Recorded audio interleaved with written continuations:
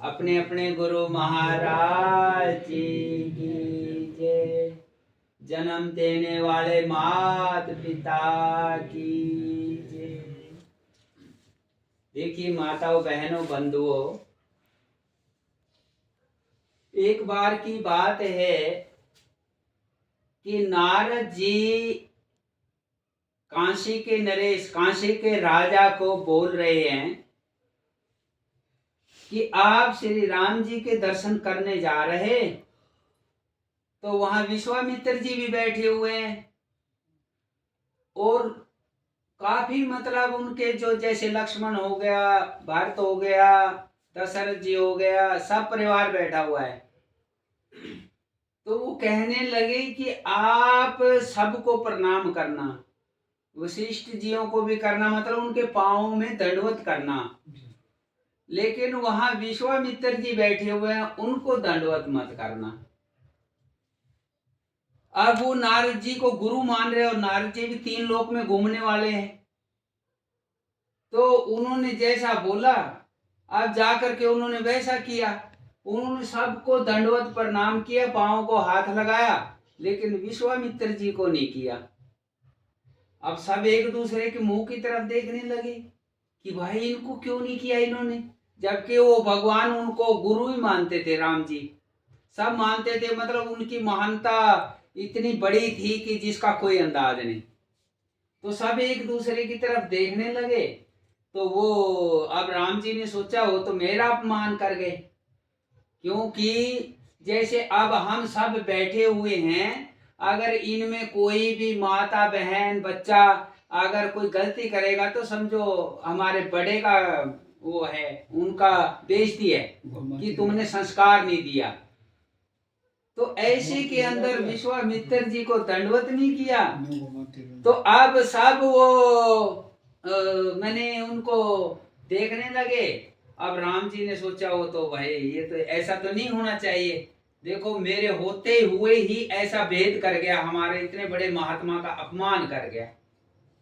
अब राम जी ने कहा अगर उसने कल 12 बजे तक माफी नहीं मांगी तो मैं उसको मारूंगा।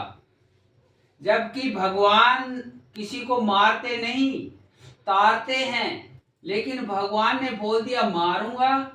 तो मैंने जैसे भगवान ने दुत्कार दिया तो उसको तीन लोक में कोई अपनाने वाला नहीं है। तो भगवान ने बोला मारूंगा। तो अब उस तक बात पहुंच गई, अरे ये हमारे गुरु जी ने क्या करवा दिया, नारद जी ने क्या करवा दिया, मैंने इतना बड़ा अपमान। उसको भी आभास हुआ कि उसको मेरे को दंडवत करने में क्या लग रहा था।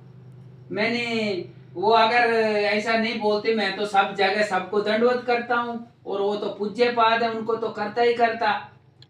तो ऐसे के अंदर अब वो तो नारद जियों के पास ही गया कि महात्मन वो तो मेरे को ऐसा ऐसा बोल दिया और उन्होंने तो बोल दिया तो वो तो कर देंगे, ये क्या आपने कौन से जन्म का मेरे से कोई गलती का बदला लिया है, ऐसा आपने सुझाव क्यों दिया है।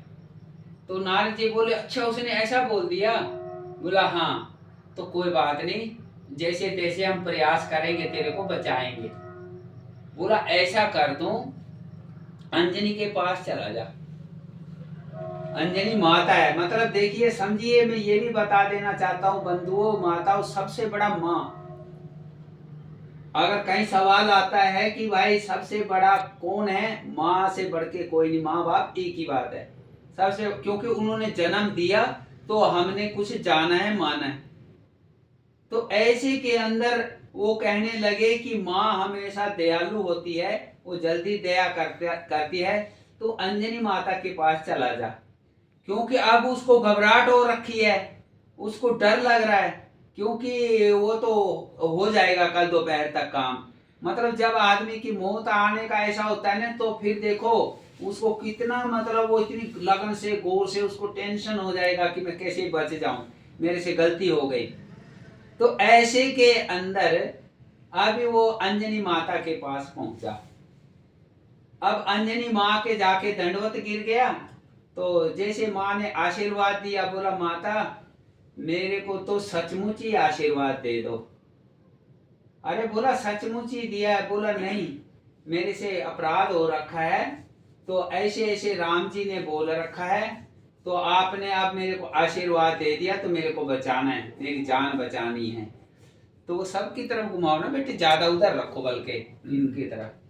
तो अब वो बोली क्या बोल दिया, बोला राम ने ऐसे, अरे ऐसे ही बोल दिया, तब तो मुश्किल पड़ गई, वो तो भगवान है, तो ऐसा तूने नहीं करना चाहिए था। अरे माता जी मेरे से गलती हो गई, लेकिन अभी आप कोई उपाय करेंगे, आपके हाथ में है उपाय, और आपने आशीर्वाद भी दे दिया, इसको फलीभूत करो आप। तो अब अंजनी ने सोचा कि मैं हनुमान जी को बुलाती हूँ, और तो मेरे पास कोई चारा है नहीं, तो मैं उसकी मदद लेती हूँ, वो कोई बचाव करेगा तो करेगा। अब हनुमान जी को बुलाया, तो माँ के कहने पे फट आया, भागा भागा, बोला आदेश करो माँ। बोले भाई आदेश ये है, इनकी समस्या सुनो, और मैंने इनको आशीर्वाद दे दिया, इनको बचाना है। तो उन्होंने जब समस्या पूछी कि राम जी ने ऐसा बोला है और इनको बचाना है, मैंने बचने का आशीर्वाद दे दिया, तो इसको बचाना है। अब हनुमान ने सोचा कि ये माँ तूने आफत क्यों ले ली, क्योंकि वो जो करेगा सो भरेगा। तो बोली अब मेरे को ये बात सुनाने का मतलब नहीं है, मैंने तो आशीर्वाद दिया है और उसको फलीभूत करना है। अब हनुमान जी सोचने लगे कि अब क्या करें। मैंने ये इसके साथ में ये भी बता देता हूँ, हम विचार से चाहे कितनी भी बड़ी समस्या है, कितना भी बड़ा